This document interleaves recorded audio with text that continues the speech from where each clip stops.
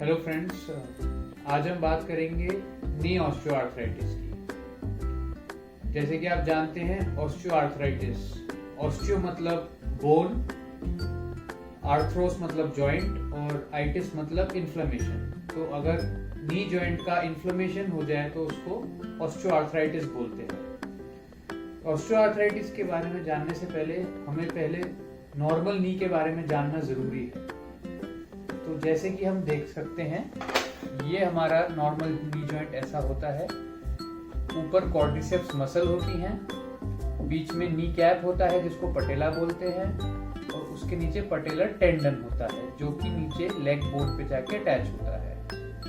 इसको हम साइड कर दें तो हम देखेंगे थाई बोन।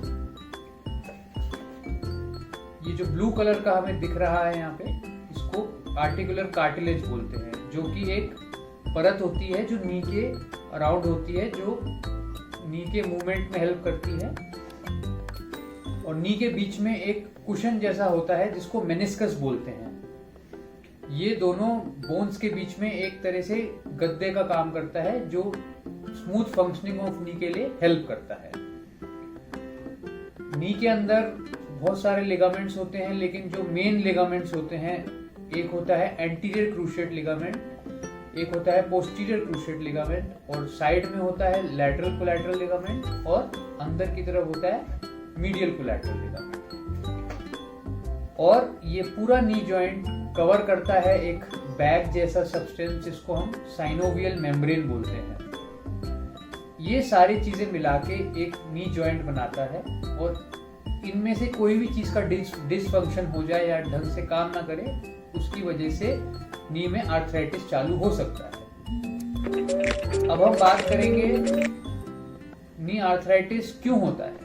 तो नी आर्थराइटिस होने के कई कारण हो सकते हैं। एक कारण ये हो सकता है कि आप जेनेटिकली, आपकी जीन्स इस तरह की हैं कि आप आर्थराइटिस ज्यादा होने के चांस हैं आपको। दूसरा कारण हो सकता है कि आपको कभी चोट लगी हो, जिसकी वजह से जितने भी स्ट्रक्चर्स की हमने बात की उसमें कुछ चोट लग के वो जल्दी डिजेनरेट होना चालू हो गए, जल्दी खराब होना चालू हो गए, इसलिए नी का आर्थराइटिस भी जल्दी होने लग गया।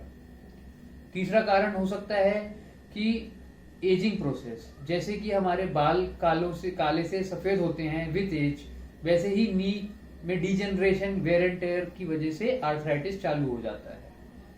और एक कारण हो सकता है कि किसी का नी का अलाइनमेंट ही टेढ़ा हो, तो उसकी वजह से आर्थराइटिस जल्दी होता है।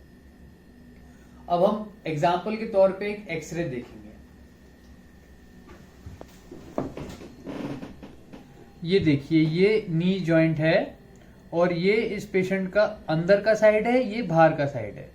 तो आप ये देख सकते हैं बाहर का गैप अराउंड 0.9 सेंटीमीटर या 1 सेंटीमीटर के करीब ये नॉर्मल होता है। इतना ही नॉर्मली अंदर की तरफ भी गैप होना चाहिए, लेकिन आप देख सकते हैं इस पेशेंट के अंदर का गैप ओनली 0.2 सेंटीमीटर रह गया है। अंदर का जो कंपार्टमेंट है, जिसको मीडियल कंपार्टमेंट बोलते हैं, उसमें आर्थराइटिस चालू हो गया है, और थोड़ा सा एक्स्ट्रा बोन मतलब ऑस्टियोफाइट जिसको बोलते हैं, वो भी बनना चालू हो गया है। तो इस पेशेंट का आर्थराइटिस चालू हो गया है। अगर हम अलाइनमेंट की बात करें तो आप देख सकते हैं कि ये पैर अंदर की तरफ झुकने लग गया है, जिसकी वजह से अंदर के कंपार्टमेंट में ज्यादा लोड आ गया है, जिसकी वजह से नी आर्थराइटिस चालू हो गया है। तो अब अगर किसी को आर्थराइटिस हो जाए तो पेशेंट क्या कर सकते हैं। बहुत जरूरी है कि पेशेंट को आर्थराइटिस और आर्थराइटिस के सिम्टम्स पता हो, ताकि वो जल्दी मेडिकल हेल्प ले सके, क्योंकि इस बीमारी को जितनी जल्दी हम पकड़ेंगे उतनी जल्दी इसका हम इलाज चालू कर सकते हैं और इसको आगे बढ़ने से रोका जा सकता है।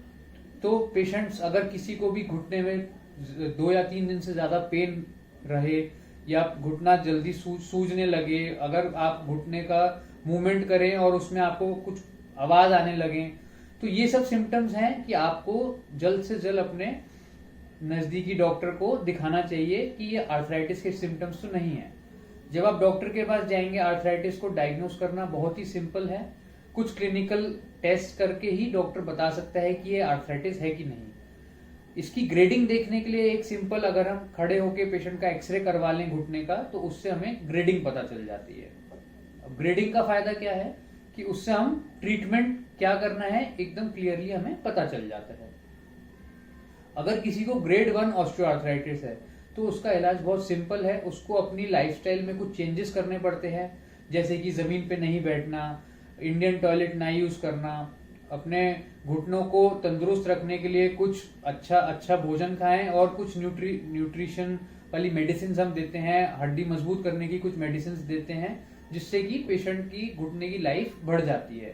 प्लस उसके साथ मांसपेशियों को मजबूत करने के लिए जो घुटने के आसपास हैं, हम कुछ एक्सरसाइज बताते हैं जिससे कि पेशेंट के घुटने की लाइफ बहुत बढ़ जाती है। अगर पेशेंट को ग्रेड 2 ऑस्टियोआर्थराइटिस हो तो सूजन कम करने के लिए कुछ दिन के लिए मेडिसिन होती हैं, जिससे कि नी के अराउंड जो इन्फ्लेमेशन है वो कम हो जाती है। प्लस हम ग्रेड 2 आर्थराइटिस में जोड़ के अंदर से पानी अगर इकट्ठा हो जाता है उसको निकाल के सूजन कम करने का इंजेक्शन या फिर लुब्रिकेशन का इंजेक्शन दे सकते हैं।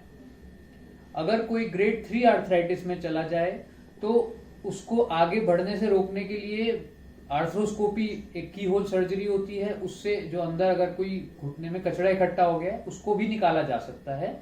और नी की कंडीशनिंग या आप कह सकते हैं सफाई कर सकते हैं ताकि वो उसकी लाइफ बढ़ जाए। और या हम कुछ स्पेशल इंजेक्शंस भी आते हैं, वो लगा के उसको क्योर किया जा सकता है। और अगर पेशेंट का ग्रेड 4 आर्थराइटिस है, यानी कि थाई बोन और लेग बोन दोनों एक के ऊपर एक बिल्कुल कांटेक्ट में आ गए हैं, अंदर बीच में कुछ भी कार्टिलेज नहीं बचा है, तो सर्जरी की आवश्यकता हो सकती है। सर्जरी भी आजकल बहुत तरह की होती हैं। सबसे पहले हम देखते हैं कि यूनिकम्पार्टमेंटल है कि ट्राई कंपार्टमेंट है, मतलब कि नी का पूरा जॉइंट घिस चुका है कि एक पार्ट घिसा है। अगर एक पार्ट ही सिर्फ नी का घिसा है तो हम उसका वही पार्ट बदल के या उसको कंडीशन करके ठीक करा जा सकता है। लेकिन अगर तीनों कंपार्टमेंट घिस जाएं तो फाइनल स्टेज में नी रिप्लेसमेंट की सर्जरी की जरूरत पड़ सकती है।